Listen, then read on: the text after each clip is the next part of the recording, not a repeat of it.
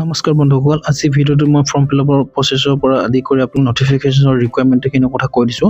ৰিকুৱাৰমেণ্টটো release কৰিছে আপোনালোকৰ Indian army ফালৰ পৰা, য'ত নেকি আপোনালোকে এপ্লাই কৰিব পাৰিব। পোষ্ট নেম আপোনালোকৰ অফিচাৰ ৰেংকৰ কাৰণে হয়, য'ত নেকি পোষ্ট আপোনালোকৰ 12টা আছে আৰু এপ্লিকেশ্যন মোড অনলাইন হ'ব। জব টাইপ আপোনালোকৰ পাৰ্ট টাইম হ'ব, নট ফুল টাইম কেৰিয়াৰ হয় আৰু কেটেগৰী আৰ্মি অফিচাৰ কাৰণে হয়। TA আৰু অফিচিয়েল ৱেবছাইটৰ লিংক এইটো হয়, আপোনালোকে চাব পাৰিব ইয়াত। আৰু এপ্লিকেশ্যন ষ্টাৰ্ট ডেট আপোনাৰ 20 এপ্ৰিলৰ পৰা হৈছে আৰু লাষ্ট ডেট আপোনালোকৰ 19 মে'ল হয়। আপোনালোকে ঘৰতে অনলাইন এপ্লাই কৰিব পাৰিব। এপ্লিকেশ্যন ফিজৰ কথা কৈছোঁ, অল কেণ্ডিডেটৰ কাৰণে 500 ৰুপিজ হয় আৰু আপোনালোকে পে'মেণ্ট অনলাইন কৰিব লাগিব। আৰু বয়স আপোনালোকৰ 18 পৰা 42 বছৰৰ ভিতৰত হ'ব লাগিব, তাতকৈ বেছি হ'লে নহ'ব। আৰু গভৰ্ণমেণ্ট হিচাপে আপোনালোকৰ এজ ৰিলেক্সন থাকিব, চ' আপোনালোকে সেইটো হিচাপত এপ্লাই কৰিব পাৰিব। আৰু কোৱালিফিকেশ্যন এনি গ্ৰেজুৱেটেড হয়, চ' আপোনালোকে গ্ৰেজুৱেট হ'লে যিকোনো ষ্ট্ৰীমৰ পৰা এপ্লাই কৰিব পাৰিব। আৰু আপোনালোকৰ চিলেকশ্যনৰ প্ৰচেছৰ কথা কৈ দিছোঁ, আপোনাৰ CBT হ'ব, মানে কম্পিউটাৰ বেচিক টেষ্ট হ'ব, তাৰপিছত ইণ্টাৰভিউ হ'ব, ডকুমেণ্টছ ভেৰিফিকেশ্যন হ'ব, তাৰপিছত মেডিকেল এক্সামিনেশ্যন হ'ব। আৰু আপোনাৰ CBT কাৰণে আপোনাৰ এক্সামৰ যিটো চিলেবাছ মই সেইটো কথা কৈ দিছোঁ। আপোনালোকৰ এক্সাম পেটাৰ্ণৰ কথা কৈ দিছোঁ। ছাবজেক্ট আপোনাৰ ৰিজনিং, জেনেৰেল নলেজ আৰু ইংলিছ আহিব, য'ত নেকি ৰিজন 40টা কুৱেশ্যন 40 মাৰ্কৰ থাকিব। ইংলিছ আৰু জেনেৰেল নলেজৰ 30টা কুৱেশ্যন থাকিব, য'ত নেকি 30 মাৰ্কৰ থাকিব।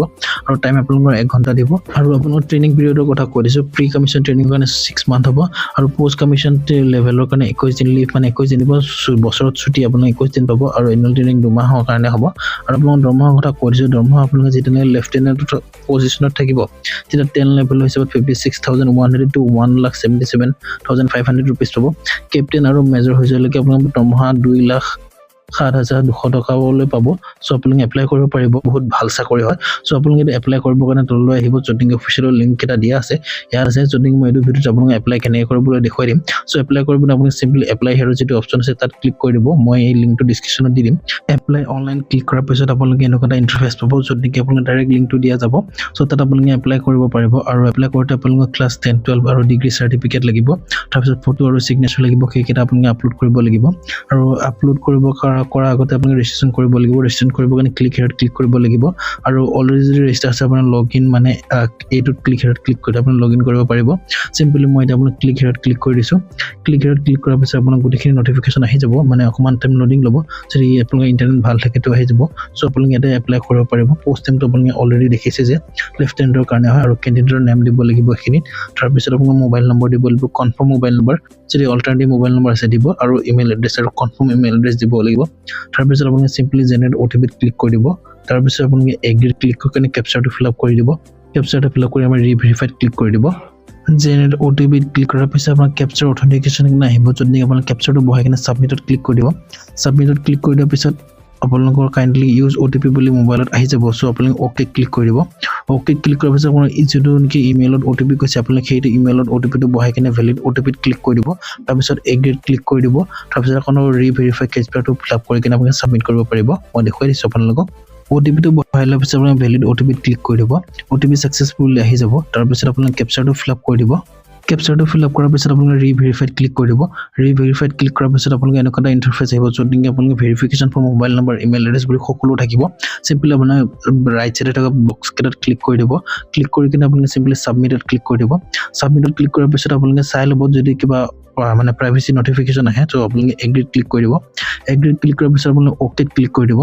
অ'কে ক্লিক কৰি দিয়াৰ পিছত অকণমান টাইম লোডিং ল'ব। চ' তাৰপিছত আপোনালোকৰ গোটেইখিনি ডিটেইলছ আহি যাব। চ' নেক্সটত আপোনালোকৰ য'ত নেকি ৰেজিষ্টাৰ ছাকচেছফুল বুলি মেছেজ আহি যাব। চ' আপোনালোকে ক্ল'জত ক্লিক কৰি দিব। ক্ল'জত ক্লিক কৰাৰ পিছত আপোনালোকে দেখিব যে গোটেইখিনি মানে ডিটেইলছ যিখিনি আপোনালোকে দিছিলে সেইখিনি আহি যাব। চ' আপোনালোকে গো টু এপ্লিকেশ্যন ক্লিক কৰিব। গো টু এপ্লিকেশ্যন ওপৰত মানে ৰাইট কৰ্নাৰত দেখিছে, চ' আপুনি গো টু এপ্লিকেশ্যন ক্লিক কৰি দিব। গো টু এপ্লিকেশ্যন ক্লিক কৰাৰ পিছত আপোনালোকে লোডিং ল'ব। লোডিং কমপ্লিট হোৱাৰ পিছত আপোনালোকে এনেকুৱা এটা ইণ্টাৰফেচ আহিব, য'ত নেকি আপোনালোকে নিজৰ জেণ্ডাৰ চিলেক্ট কৰিব লাগিব। জেণ্ডাৰ আপোনালোকে যদি মেল হয় মেল দিব, যদি ফিমেল হয় ফিমেল দিব। চ' মই মেল হয় মেল দিম। তাৰপিছত আপোনাৰ ডেট অফ বাৰ্থটো চিলেক্ট কৰিব আহিব আৰু নিজৰ ডেট অফ বাৰ্থটো দি দিব আপোনালোকে, যিটো আপোনালোকৰ নিজৰ ডেট অফ বাৰ্থ হয়। চ' আপোনালোকে সেইটো হিচাপত নিজৰ ডেট অফ বাৰ্থটো বহাই ল'ব। তাৰপিছত আপোনাৰ বয়সটো চাইডত আহি যাব আৰু নেশ্যনেলিটি সুধিছে, আপোনালোকে যদি ইণ্ডিয়ান হয় ইণ্ডিয়া দিব। আৰু আপোনালোকে যদি কিবা এটেম্প কৰিছে আগতে এইটো পষ্টৰ কাৰণে দিব, যদি এটেম্প কৰা নাই নালাগে দিব। তাৰপিছত আপোনাৰ নিজৰ দেউতাৰ নাম দিব। ইয়াত এইখিনিত আপোনাৰ ফাদাৰ নেম সুধিছে, মাদাৰ নেম সুধিছে আৰু মেৰিটেল ষ্টেটাছ সুধিছে, ৰিজন সুধিছে, আৰু ফোন নম্বৰটো অট'মেটিকলি আহি যাব আৰু ইমেইল এড্ৰেছটো আহি যাব। আৰু নিয়েৰেষ্ট ৰেলৱে ষ্টেচনটোৰ নাম সুধিছে, সেইটো দি দিব। তাৰপিছত আপোনালোকৰ চিটি টেষ্ট প্ৰিফাৰেঞ্চ, মানে আপোনালোকৰ এক্সামৰ কাৰণে কোনখন চিটিত যাব আৰু কোনখন চহৰত যাব সেইখিনি আপোনালোকে ইয়াত দিব পাৰিব, নিজৰ হিচাপতে চিলেক্ট কৰিব। তাৰপিছত ডিছক্লেমাৰখিনি আছে আৰু চাই ল'ব। আৰু আপুনি যদি গেইন এমপ্লয়ফুল হয় তেন্তে য়েছ দিব, নহ'লে ন' দিব। মই আপোনালোকক কৈ দেখুৱাইছোঁ।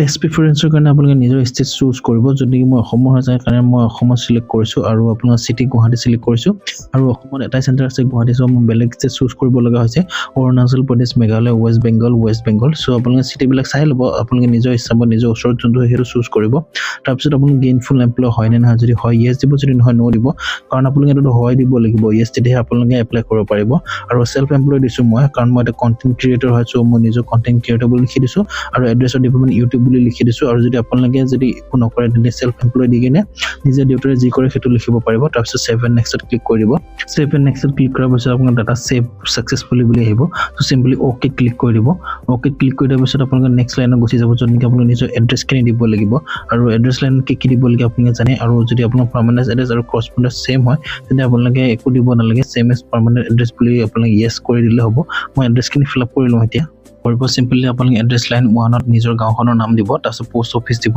তাৰপিছত আপোনালোকে কান্ট্ৰি খুলিছে কান্ট্ৰিটো অটোমেটিক সিলেক্ট কৰি দিব পাৰিব তাৰপিছত ষ্টেট সিলেক্ট কৰিব পাৰিব ডিস্ট্ৰিক্ট সিলেক্ট কৰিব পাৰিব সো পিন কোডটো দি দিব আৰু আপোনালোকৰ পাৰ্মানেন্ট এড্ৰেছ কৰস্পন্ডেন্স সেম হয় ইয়েস দিব যদি নহয় নো দিব আৰু আপোনালোকে বাকিখিনি নিজৰ মানে পাৰ্মানেন্ট এড্ৰেছৰ লগত যিখিনি কৰস্পন্ডেন্স সিমিলাৰ নহয় ঠিক নিজে বাকিখিনি এড্ৰেছ ফিল আপ কৰি ল'ব ফিল আপ কৰি লোৱাৰ পিছত আপোনালোকে সেভ এণ্ড নেক্সটত ক্লিক কৰি দিব সেভ এণ্ড নেক্সটত ক্লিক কৰাৰ পিছত আপোনাৰ ডাটা সেভ সাকসেসফুল বুলি আহিব সো আপোনালোকে সিম্পলি ওকে ক্লিক কৰি দিব ওকে ক্লিক কৰাৰ পিছত আপোনাৰ 10 ৰ ডিটেইলছ খিনি ভৰাব লাগিব আৰু মেট্ৰিকৰ মানে 10 মানে মেট্ৰিকৰ খিনি ডিটেইলছ খিনি ভৰাব লাগিব সো 12 ৰ ডিটেইলছ খিনি ভৰাব লাগিব আৰু গ্ৰেজুৱেচন খিনি ভৰাব লাগিব গ্ৰেজুৱেচন এসেনশিয়াল হয় সো কোৱালিফিকেচন গ্ৰেজুৱেচন হয় যদি এসেনশিয়াল হয় মানে তো এখানে ফিল আপ কৰিব লাগিব আৰু এডিশন যদি কোৱালিফিকেচন ডিটেইলছ যদি কিবা আছে সেইখিনি দি দিব আৰু লিগেলি যিবিলাক কিবা আছে যদি প্ৰবলেম আছে দি দিব এড কৰিছে এনি ক্ৰিমিনেল কেसेছ যদি আছে ইয়েস দিব যদি নাই নো দিব মোৰ তেনেকুৱা একো প্ৰবলেম নাই মই সিম্পলি গোটেইবিলাক নো ক্লিক কৰিম তাৰপিছত 7 নেক্সটত ক্লিক কৰিম মই আপোনালোকক দেখুৱাই দিছো যে আপোনালোকে কেনেকৈ ফিল আপ কৰিব so name of board and council কৈছে আপোনাৰ যোনখন বোৰ্ড বা কাউন্সিলৰ পাছ কৰিছে তাৰ নামটো ইয়াত লিখিব আৰু ইয়াৰ পাছিং লিখিব ইনষ্টিটিউচন লিখিব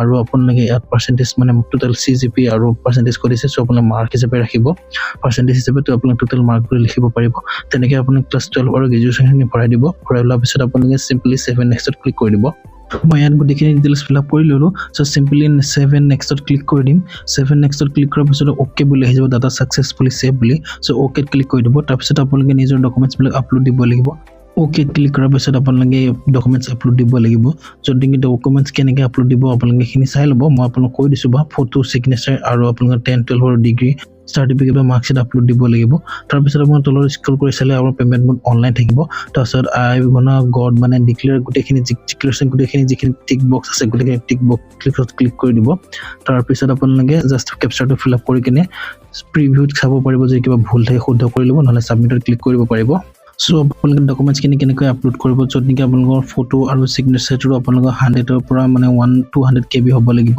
তাৰপিছত আপোনালোকৰ সাৰ্টিফিকেট বিলাক 100 KB পৰা 1 MB ভিতৰত হ'লে হ'ল আপোনালোক PDF নাইবা JPG ফৰ্মেটত আপলোড কৰিব পাৰিব আপলোড কৰাৰ পিছত পেমেন্ট মোড অনলাইন হচ্ছে আপোনালোকে অনলাইনত চুজ কৰি দিব তাৰপিছত ডিক্লেৰেশ্যন বক্সত যিবিলাক টিক আছে গোটেইবিলাক টিক কৰি ল'ব তাৰপিছত আপোনালোকে কেপচাৰটো ফিল আপ কৰি ল'ব কেপচাৰটো ফিল আপ কৰি লোৱাৰ পিছত আপোনালোকে সাবমিট কৰিব পাৰিব নাইবা প্ৰিভিউ কৰিব পাৰিব সো আপোনালোকে এবাৰ চেক কৰি ল'ব প্ৰিভিউত ক্লিক কৰি দিব প্ৰিভিউত ক্লিক কৰি দিয়াৰ পিছত আপোনালোকে গোটেইবিলাক নটিফিকেশ্যন মানে গোটেইখিনি আহি যাব সো আপোনালোকে চাই ল'ব যদি কিবা ভুল থাকে আপোনালোকে শুদ্ধ কৰি ল'ব যদি একো ভুল নাই আপোনালোকে সাবমিটত ক্লিক কৰি দিব পাৰিব যদি আপোনালোকৰ একো ভুল নাথাকে তেনে আপোনালোকে সিম্পলি সাবমিটত ক্লিক কৰি দিব সাবমিটত ক্লিক কৰাৰ পিছত আপোনালোকৰ ফটোগ্ৰাফটো বিফৰ ভিউ সাবমিট কৰিছে তো মই ফটোগ্ৰাফটো চেক কৰি ল'ব ফটোগ্ৰাফটো মই আপোনালোকৰ ভিউত ক্লিক কৰিব লাগিব সো ভিউত ক্লিক কৰিব লাগিব এবাৰ হ'লেও সো আপোনালোকে ফটোগ্ৰাফটো সিলেক্ট কৰি কিনে এবাৰ ভিউত ক্লিক কৰিব তাৰপিছত ৰাইট চিন আহি যাব ৰাইট চিন অহাৰ পিছত আপোনালোকে সাবমিটত ক্লিক কৰিব সাবমিটত ক্লিক কৰাৰ পিছত সিগনেচাৰটো ভিউ কৰিব দিছে যিবিলাক নেকি ভিউ কৰা নাই সেইবিলাক ভিউ কৰি ল'ব এবাৰ সাবমিটত ক্লিক কৰাৰ পিছত আপোনালোকৰ অনলাইন পেমেন্টৰ কাৰণে গেটৱেটো ওপেন হ'ব সো তাত অকমান টাইম লোডিং ল'ব সো আপোনালোকে চাই ল'ব ফাৰ্ষ্টতে আপোনালোক কোনটো দি পেমেন্ট কৰিব